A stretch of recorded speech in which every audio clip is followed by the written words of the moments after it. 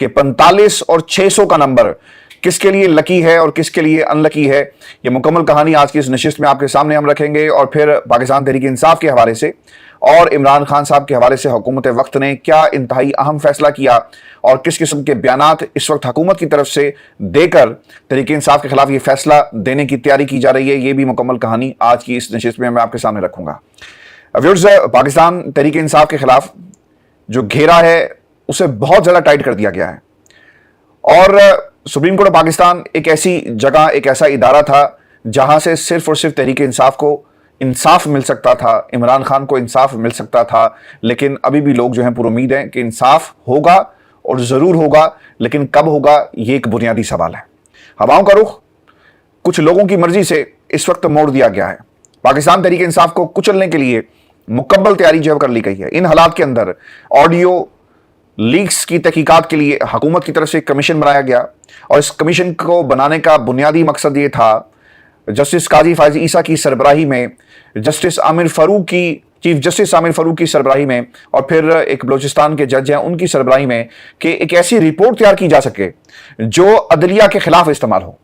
آپ نے پاکستان کی اس جماعت کو سیاست سے مائنس کرنے کی تیاری کی، کچھ لوگوں کی آشیرواد سے، کچھ لوگوں کی سپورٹ سے، کچھ لوگوں کے کندھوں پر بیٹھ کر آپ بڑی تیزی کے ساتھ جمہوریت کو کچلنے کے لیے تیاریاں کر رہے ہیں، لیکن یاد رکھیے گا یہ وقت آپ پہ بھی آنا ہے، اور لکھ کے رکھ لیں آج کی تاریخ کو۔ میں کل بھی یہ کہہ رہا تھا، آج بھی یہ کہہ رہا ہوں۔ ویورز، اس رپورٹ کے ذریعے عدلیہ کے کچھ جج صاحبان کے خلاف جو ہے وہ کارروائی کی جائے گی، اور ان آڈیو لیکس کے ذریعے ان تمام لوگوں کو کٹہرے میں لایا جائے گا، یعنی انہیں بلیک لسٹ کر دیا جائے گا اس رپورٹ کے ذریعے، جنہوں نے نواز شریف کے خلاف فیصلہ دیا، جس میں جسٹس ثاقب نثار اور پھر جسٹس ثاقب نثار کے ارد گرد جتنے بھی محرکات ہیں انہیں حرکت میں لانے کے لیے یہ رپورٹ جو تیار کی جا رہی ہے۔ خدمات لی گئی ہیں جس کمپنی کی، اور وہ کمپنی جو اس وقت اقتدار میں ہے، یعنی جسٹس قاضی فائز عیسیٰ برسر اقتدار اس رپورٹ کو تیار کر رہے ہیں۔ اس رپورٹ کی بنیاد پہ اب یہ کارروائی ساری ہوگی۔ آپ کو بتاتا چلوں کہ ایک درخواست گئی سپریم کورٹ آف پاکستان میں،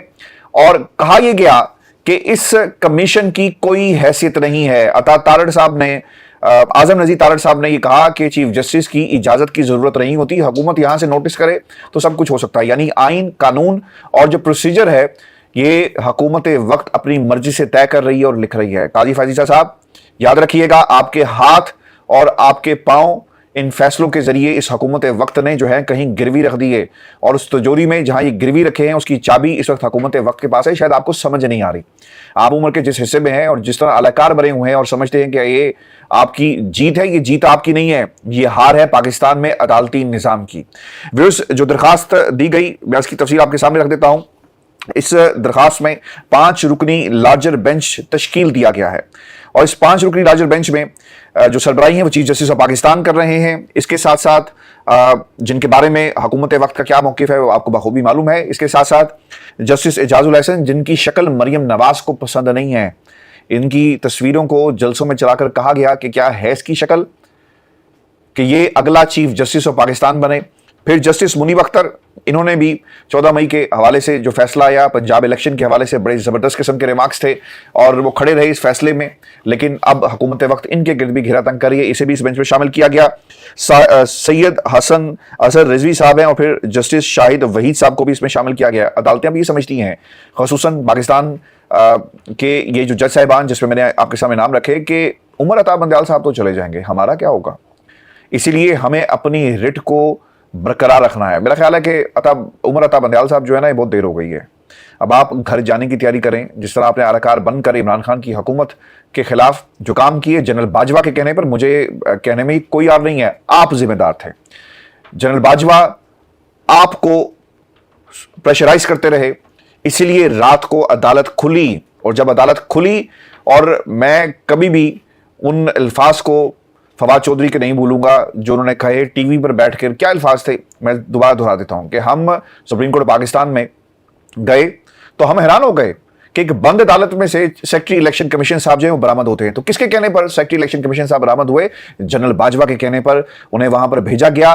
اگر آپ اس وقت کہہ دیتے کہ جناب اسمبلیاں تحلیل ہو گئی ہیں لہٰذا آپ الیکشن کی طرف جائیں، یہ وہی الیکشن کمیشن ہے جس نے اس وقت کہا تھا تیاری ہے उसने कहा जनाब बिल्कुल तैयारी है, मर्दमशुमारी होनी है लेकिन मुकम्मल हो जाएगा। तो पूछे सुप्रीम कोर्ट ऑफ पाकिस्तान के आप चीफ जस्टिस हैं कि कहां है इस मुल्क के अंदर इलेक्शन, और पाकिस्तान की 22 करोड़ आवाम के साथ जो कुछ हो रहा है ना, सिर्फ चंद लोग मिलकर ये कर रहे हैं। किसी ने पूछा कि पाकिस्तान में गरीब के घर पे रोटी पक रही है, नहीं पक रही, गरीब का बच्चा स्कूल जाता है, नहीं जाता, नौकरियां मिल रही हैं, नहीं मिल रही। ये पाकिस्तान में जो हालात है ना जनाब, इसके जिम्मेदार सिर्फ और सिर्फ आप हैं। अगर उस रात को अदालत ना खुलती और जिस तरह दरखास्तें इस्लामाबाद हाई कोर्ट में जस्टिस सतर मिनल्ला की अदालत में तैयार करके रखी गई, तो शायद आज मुल्क के हालात मुख्तलिफ होते।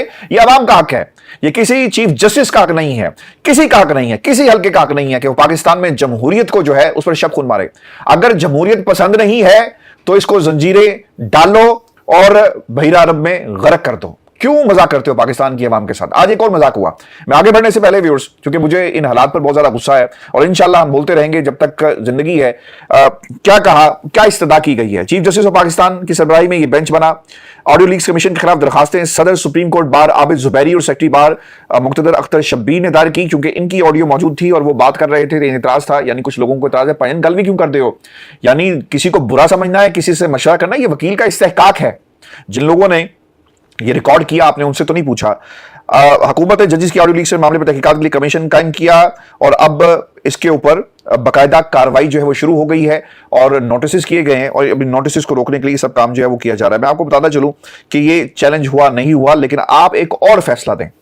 आपके इस फैसले को भी आप समेत जो है वो माजी बईद का एक किस्सा बना दिया जाएगा। अगर उस रोज आप उठ खड़े होते और शहबाज शरीफ को बुलाते, पूछते कि इस मुल्क के अंदर 90 रोज में इंतखाबात क्यों नहीं हो रहे, लेकिन आपने ये नहीं किया। आपने क्या किया? आपने वही किया जो आपको कहा गया था। एक स्क्रिप्ट लिखा गया, आपने खूब किरदार निभाया, जो डायलॉग्स आपने अदा किए, जिस तरह रिमार्क्स आप देते हैं, यानी कोई अवार्ड हो ना जजेस के लिए, उभरता हुआ किरदार, उभरता हुआ एक्टर जो कुर्सी पर बैठकर सब कुछ कर रहा है, तो उसमें आपको राइजिंग स्टार का जो है वो इनाम मिलेगा। मैं आज पढ़ रहा था, मैं इससे ज़्यादा बात नहीं करूँगा, ये ना हो कि चीफ जस्टिस साहब हमें फ़ोन करके जो है वो बुरा भला करना शुरू कर दें। एक बयान जारी किया है नवाज शरीफ ने, और नवाज शरीफ साहब क्या कहते हैं लंदन में बैठकर। ये लंदन जो है ना जालिम, बहुत सारे लोगों को भा जाता है, गरीब यहाँ पर धक्के खाता है, लेकिन सियासतदानों को ये भा जाता है। वो ये कहते हैं कि हमारी अदलिया ने शब खून मारा और आमिरों को रास्ता दिखाया। बाज़ लोग जो है ना वो पाकिस्तान से बाहर बैठकर भी मुल्क की बहुत खुद खिदमत कर रहे हैं मियाँ साहब, और उन्होंने भी मुल्क के अंदर सिविल मार्शल लॉ लगवा दिया है। ये दूसरा हफ्ता जा रहा है जो कुछ पाकिस्तान के अंदर हो रहा है। मैं आपके सामने कुछ नाम रखूंगा, ये 600 का फिगर और फिर 45 का फिगर। ये लकी क्यों है किसी के लिए और अनलकी ये किस तरह हुआ, आपको बता दें कि 45 लोग ऐसे हैं पाकिस्तान तहरीक इंसाफ के जिन्होंने पाकिस्तान तहरीक इंसाफ को छोड़ दिया है। अब ये डिटेल्स क्या है मैं एक एक करके आपके सामने रख देता हूं। और ये 45 लोगों में एक लंबी फहरिस्त है, और पंजाब से, सिंध से, बलूचिस्तान से सिर्फ एक खैर ये अच्छा हुआ। वो ताकतें जहां पर वोट बैंक नहीं है सियासी जमातों का, उसको बराबर करने के लिए लोगों को तोड़ा जा रहा है। एक बहुत ही जबरदस्त बात है व्यूअर्स कि अगर इमरान खान के जराइम की लिस्ट बहुत लंबी है तो वो लोग जो प्रेस कॉन्फ्रेंस करते हैं उनको क्यों छोड़ दिया जाता है? अगर प्रेस कॉन्फ्रेंस नहीं करोगे तो पकड़ लेंगे, प्रेस कॉन्फ्रेंस करोगे तो छोड़ दिया जाएगा। इसका मतलब ये हुआ कि जितने भी खान साहब के ऊपर इल्जामात थे उनकी कोई हकीकत नहीं है। आपको बता दूं कि ये जो 45 लोगों की, जिसमें पंजाब से, सिंध से और इसके साथ साथ बलूचिस्तान से जो लोग हैं, बैलेंस किया जाएगा। एक बैलेंसिंग एक्ट, जो लेवल प्लेइंग फील्ड की बात की जा रही थी ना कि जितने तुसी साढ़े तोड़े सन उन्हें सानू लिया के दो।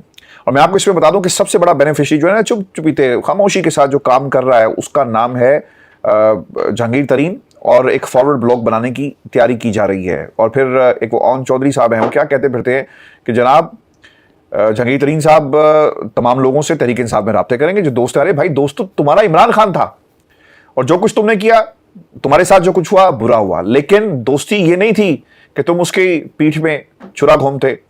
तुम्हारे खानदान के लोगों को गिरफ्तारी के ऑर्डर किए गए, गलत हुआ।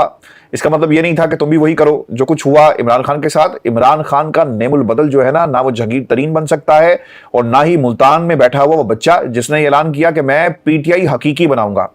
अरे भाई तुम पीटीआई हकीकी बनाओ, जमहूरी बनाओ, कौम परस्त बनाओ, जो मर्जी बनाओ, लेकिन याद रखना जितनी मर्जी पीटीआई बना लो, तुम इमरान खान पैदा नहीं कर सकते।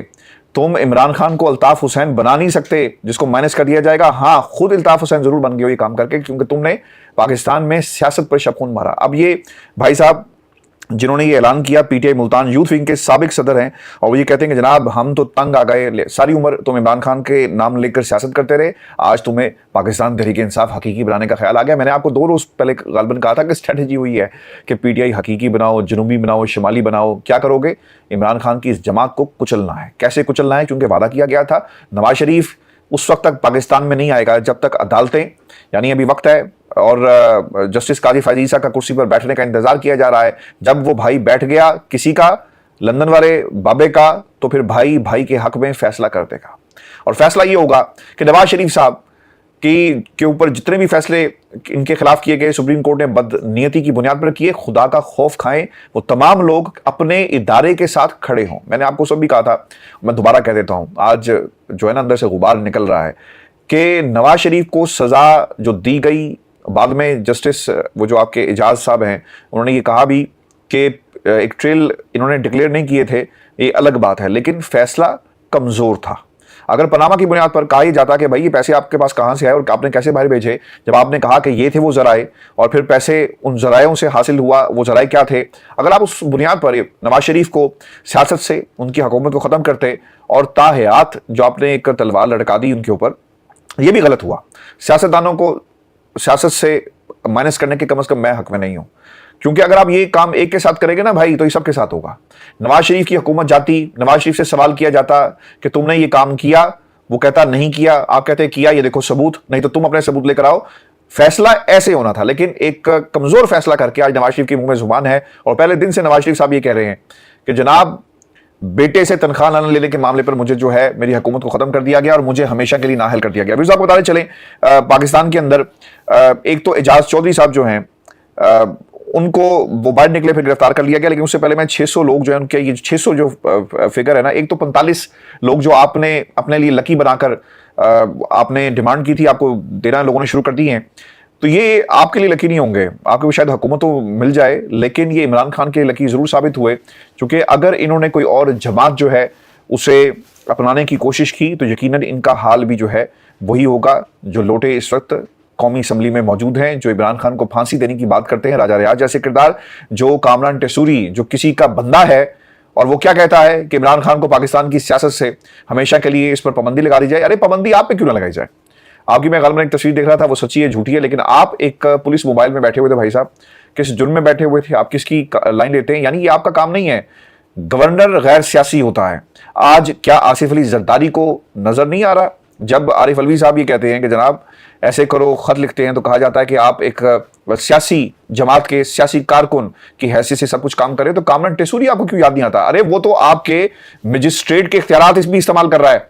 वो जाकर क्या करता है, जो आपकी कमेटीज होती हैं या फिर जो रेड लिस्ट निकलती है उस पर भी जाकर पूछता है, और उसको जो है वो बादशाह बनने का बड़ा शौक है। उसने एक बार वो एक बेल भी लगा दी है जिसको जो हिलाएगा और उसको जो है उसकी मुराद जो है वो पूरी की जाएगी। तो ये पाकिस्तान है व्यूअर्स। अच्छा, अब 45 का फिगर लकी अनलकी किसके लिए मैंने आपको बता दिया। 600 लोगों की लिस्ट तैयार कर ली गई है और पाकिस्तान तहरीक इंसाफ के 600 लोग जो हैं उन्हें मुल्क से जाने की इजाजत नहीं होगी। बैरून मुल्क जाने से रोकने के लिए रहनुमाओं का नाम FI की provisional national and identification list में जो है वो डाले गए हैं, और जब भी ये लोग जाएंगे इन्हें मुल्क से बाहर जाने की इजाजत नहीं होगी। उसकी एक बुनियादी वजह है, देखें वो लोग जो प्रेस कॉन्फ्रेंसेस नहीं कर रहे ना, ये उनके लिए सब कुछ जो है वो किया जा रहा है, ठीक है। और जिसमें हमाद अजहर हैं, खान साहब हैं, मुराद सईद हैं, बुशा बीबी हैं, यास्मीन राशिद हैं। अच्छा, असद उमर साहब की भी कहानी सुन लें। उन्होंने बाहर आकर जो है कोई ऐलान नहीं किया और कहा है मैं पार्टी के साथ खड़ा हूँ।